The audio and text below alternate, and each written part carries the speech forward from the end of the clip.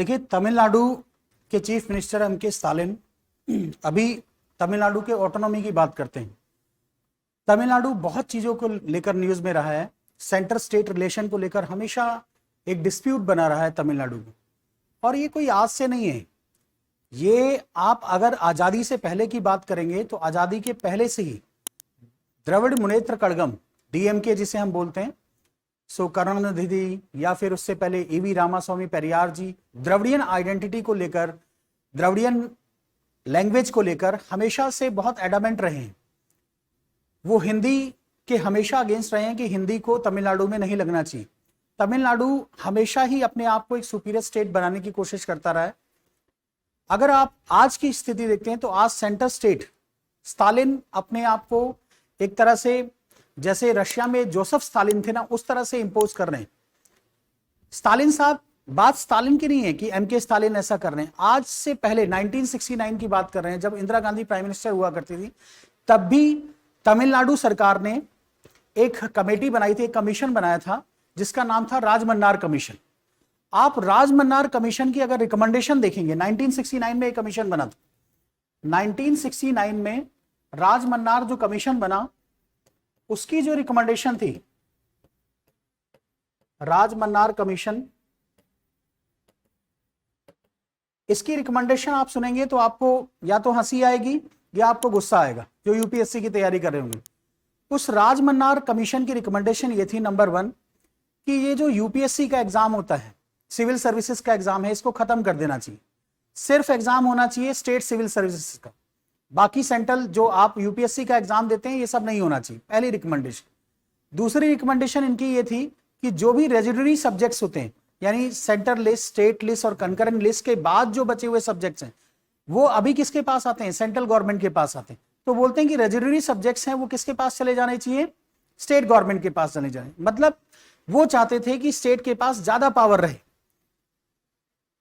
Even 1969 की जो Rajamannar commission था, उसमें यह भी बोला गया कि इंटर स्टेट काउंसिल बननी चाहिए। चलो, वो तो बहुत अच्छी बात थी कि इंटर स्टेट काउंसिल बननी चाहिए। इंटर स्टेट काउंसिल इसलिए बनाई जाती है, और बनाई भी गई, कॉन्स्टिट्यूशनल बॉडी है, आर्टिकल 263 अगर आप देखेंगे तो उसमें इंटर स्टेट काउंसिल का प्रोविजन है, कॉन्स्टिट्यूशन भी बोलता है, और इंटर स्टेट काउंसिल को बनाया गया। इंटर स्टेट काउंसिल एक ऐसी बॉडी है जिसमें इंडिया की जितनी भी स्टेट्स हैं उनके चीफ मिनिस्टर होते हैं, प्राइम मिनिस्टर होते हैं।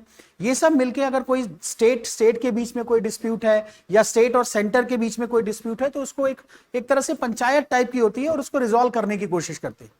तो राजमन्नार कमेटी की रिकमेंडेशन जो ये इंटर स्टेट काउंसिल की थी, वो तो मान ली गई। जो इनके अंदर जो था कि यूपीएससी को खत्म कर देना चाहिए, स्टेट सिविल सर्विसेज का ये एग्जाम होना चाहिए, स्टेट को ऑटोनॉमी मिलनी चाहिए, प्लस रेजिडरी सब्जेक्ट स्टेट्स के पास चले जाने चाहिए, उसको नहीं माना गया। तो आप सोचिए 1969 में ही इस तरह की बातें चल रही थी। आज 2025 चल रहा है, एम.के. स्टालिन क्या बोलते हैं कि हम जो सेंट्रल में रूपी का सिंबल है उसको चेंज कर देंगे, उसको चेंज करके हम जो भी तमिल भाषा में रूपी लिखेंगे। देखिए, ये ठीक है, स्टेट गवर्नमेंट अगर चाहे तो अपना जो भी उनका सरकारी डॉक्यूमेंट होता है, या जो भी उनका अपना डॉक्यूमेंट, उसमें तो वो रूपी का सिंबल चेंज करके वो जलेबी जैसा जो भी तमिल लैंग्वेज है उस तरह से वो बना सकते हैं, ठीक है, तमिल में लिख सकते हैं।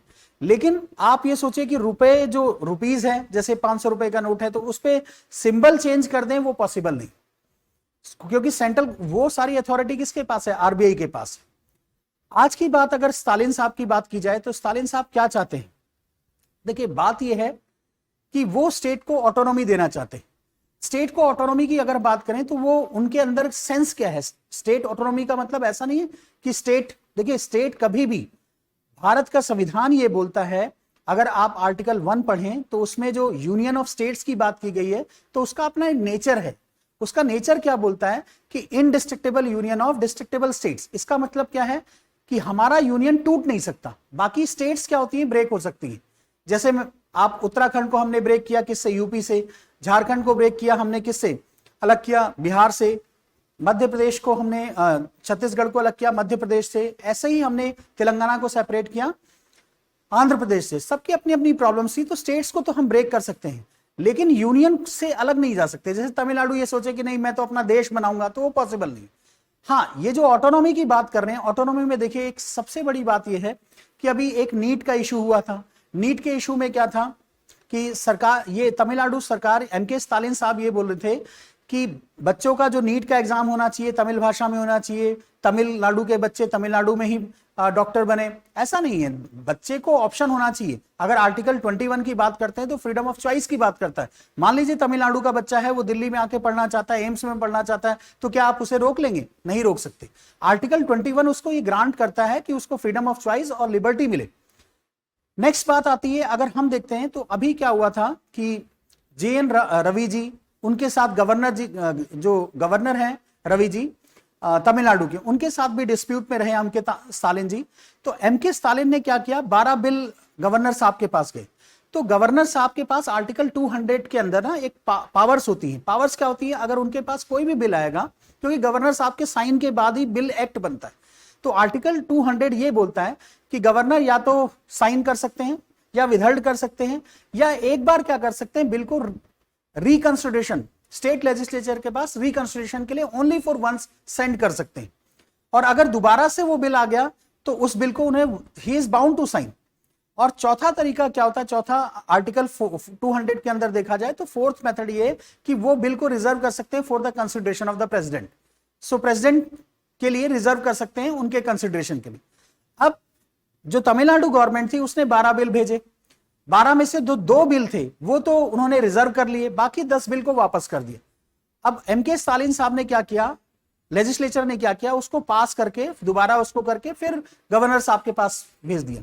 तो गवर्नर साहब ने, क्योंकि वो रूल है आर्टिकल 200 अगर पढ़ेंगे तो उसमें थर्ड पॉइंट यही बोलता है कि he is bound to sign, उनको साइन करना ही पड़ेगा। अगर रिकंसिडरेशन के पास भी वैसे ही बिल आ गया तो he is bound to sign, वो साइन करेंगे ही। तो उन्होंने साइन किया। अब ये जो टसल है, एमके स्टालिन साहब ये बोलना चाहते हैं कि ये जो गवर्नर है, governor is an agent of A central government in the state. Governor क्या है, एक सेंट्रल गवर्नमेंट के एजेंट हैं स्टेट में। इस चीज को लेकर डिस्प्यूट बना हुआ है।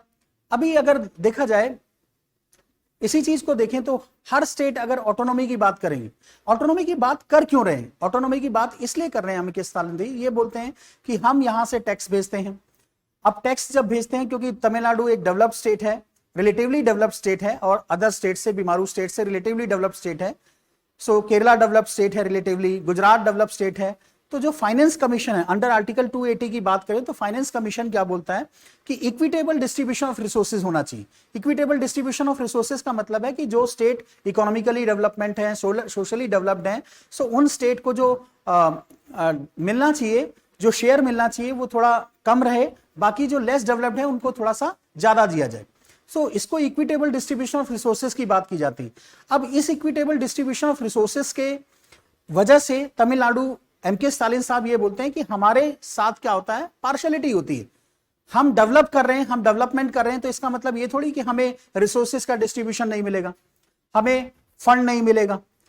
एक और इशू चल रहा है जिसको, जैसे अगर हम बोलते हैं नेशनल एजुकेशन पॉलिसी हमने 2020 में सेंट्रल गवर्नमेंट ने पास की, उसमें क्या था कि 3 लैंग्वेज का फॉर्मूला दिया गया। अब 3 लैंग्वेज फॉर्मूले की अगर हम बात करें तो स्टालिन साहब ये बोलते हैं कि 3 लैंग्वेज फॉर्मूले से सेंट्रल गवर्नमेंट तमिलनाडु में हिंदी इंपोज करना चाहती है। जबकि अगर देखा जाए तो नेशनल एजुकेशन पॉलिसी में ऐसा कुछ नहीं लिखा हुआ था, बस ये लिखा हुआ 3 लैंग्वेज फॉर्मूला होना चाहिए। लैंग्वेज 3 होनी चाहिए एक तो, और एजुकेशन को प्रमोट हमेशा जो आपकी मदर लैंग्वेज है या जो आपकी मातृभाषा है उसमें प्रमोशन मिलना चाहिए। बट हुआ क्या कि उसको उन्होंने ऐसे पॉपुलराइज किया कि सेंट्रल गवर्नमेंट हम पे चाहती है, नेशनल एजुकेशन पॉलिसी को लेकर हम पे 3 लैंग्वेज फार्मूला और हिंदी को इंपोज करना चाहती, जबकि ऐसा कुछ नहीं है, सेंट्रल गवर्नमेंट नहीं इंपोज करना चाहती। पॉइंट ये देखा जाता है इसमें, अगर देखें कुछ सब्जेक्ट्स ऐसे हैं, जैसे एजुकेशन की ही बात करें तो एजुकेशन सब्जेक्ट कंकरेंट लिस्ट में आता है। कंकरेंट लिस्ट का मतलब है उस पर सेंट्रल गवर्नमेंट भी कानून बना सकती है, स्टेट गवर्नमेंट भी कानून बना सकती है।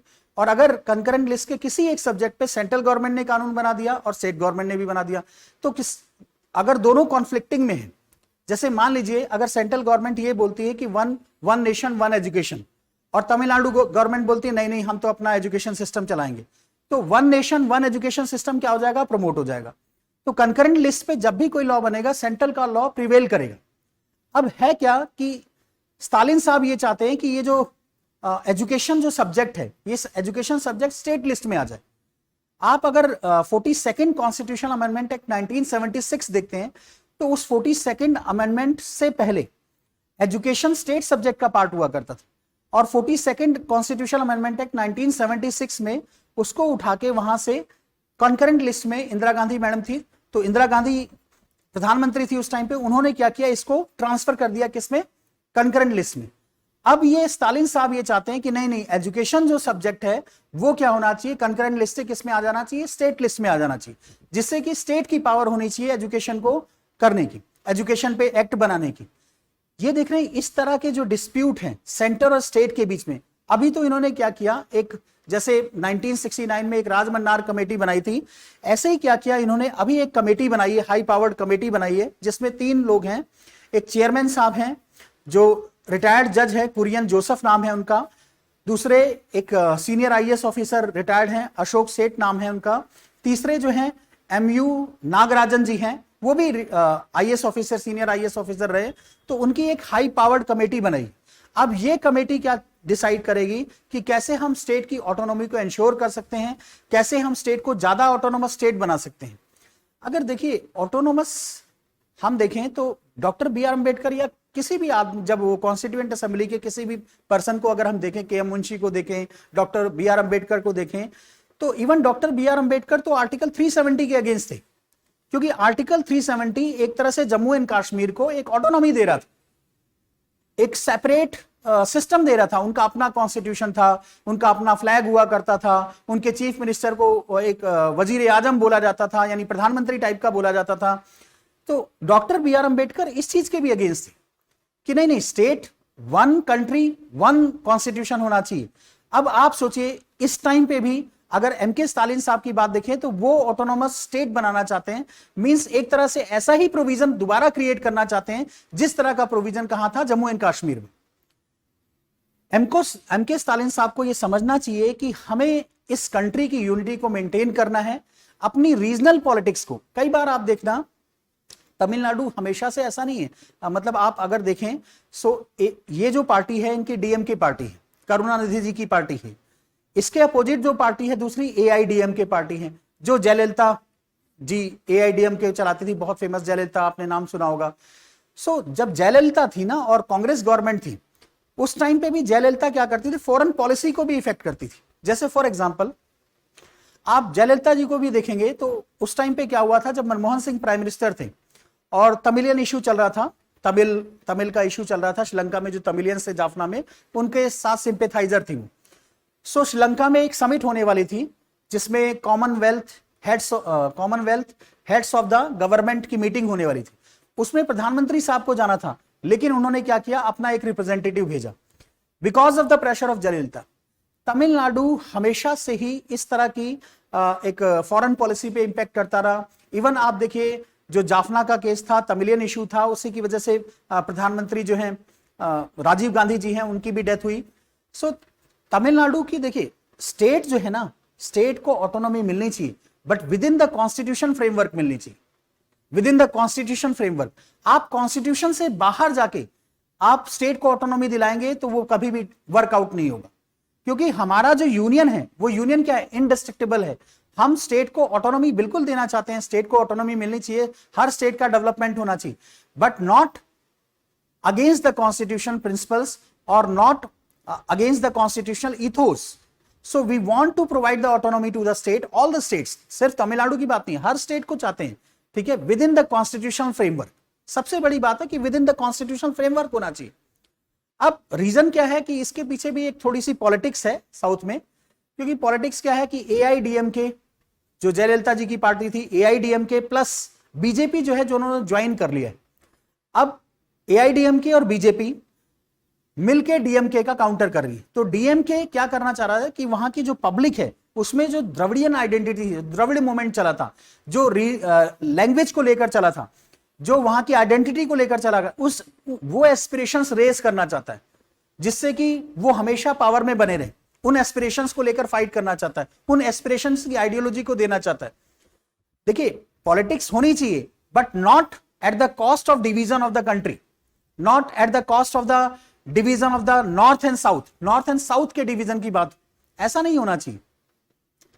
अगर हम बात करते हैं, जैसे सिंपल सी बात करते हैं कि आज भी अगर आप देखोगे ना, एमएलए और एमपी जो रिप्रेजेंटेशन चल रहा है वो वही 1971 का चल रहा है।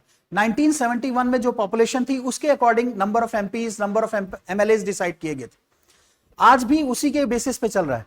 लेकिन अभी जो न्यू पार्लियामेंट बनी है, जो आपका पार्लियामेंट, उसमें नंबर ऑफ सीट्स को इंक्रीज किया गया है क्योंकि पॉपुलेशन बढ़ चुकी है। तो पॉपुलेशन बढ़ चुकी है तो हमें मोर नंबर ऑफ रिप्रेजेंटेशन भी चाहिए, ज्यादा से ज्यादा एमपी चाहिए। जैसे अभी तो कितना है, 545 है लोकसभा में, 250 आपके राज्यसभा में, 245 एग्जैक्ट तो 245 है, 250 होने चाहिए, 250 मैक्सिमम सैंक्शन स्ट्रेंथ 250 की, लेकिन 245 है।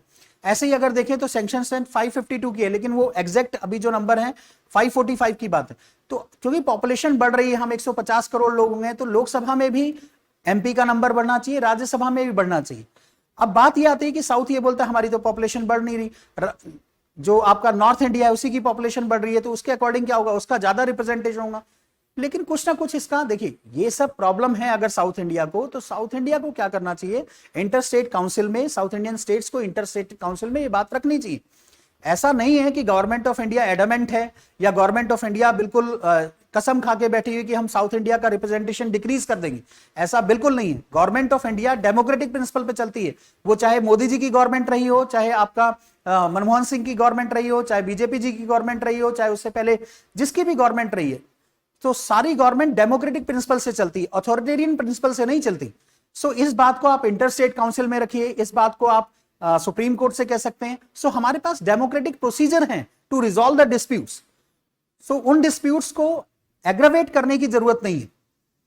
सो ये सारे इश्यूज जो अभी साउथ इंडिया या साउथ सदर्न गवर्नमेंट कर रही है या तमिलनाडु कर रही है, तो उन सब चीजों को थोड़ा सा एक सेंसिबल वे में प्रेजेंट करना चाहिए, एक सेंसिबल वे में। ऐसा नहीं है कि लोगों के एस्पिरेशंस को रेज करके फिर आप एक सेपरेट कंट्री की बात करें, ऐसा नहीं होना चाहिए। जैसे खालिस्तान मूवमेंट चल रहा है, ऐसे पता नहीं तमिलनाडु का एक नया मूवमेंट चले, इस तरह का नहीं होना चाहिए। देखिए, तमिल कल्चर सुपीरियर है, अच्छा है, लेकिन सुपीरियर का मतलब ऐसा नहीं कि दूसरे का कल्चर खराब है। संगम लिटरेचर बहुत अच्छा है, लेकिन इसका मतलब ये नहीं कि वेद खराब है, ठीक है। इवन तमिल को अगर देखें, तमिलनाडु देखें, तो वहां के लोग इंटेलेक्चुअल हैं, बिल्कुल इंटेलेक्चुअल हैं। तो ऐसा नहीं है कि नॉर्थ इंडिया के लोग बेकार हैं। देखिए, हम इस देश के जितने भी लोग हैं, हम इस देश के पार्ट हैं। सो हमें इस देश को एक करके रखना है, इंटीग्रेट करके रखना है। हम हमेशा यूनिटी इन डाइवर्सिटी को प्रमोट करना चाहते हैं कि डाइवर्सिटी हमारी प्रिजर्व रहे, हम उसमें यूनिटी को मेंटेन करके रखें। तो इस तरह की बातों को, सेपरेटिस्ट जो टेंडेंसी है उसको अवॉइड करना है और हमें डेमोक्रेटिक प्रिंसिपल से किसी भी प्रॉब्लम का सॉल्यूशन निकालने की कोशिश करनी चाहिए।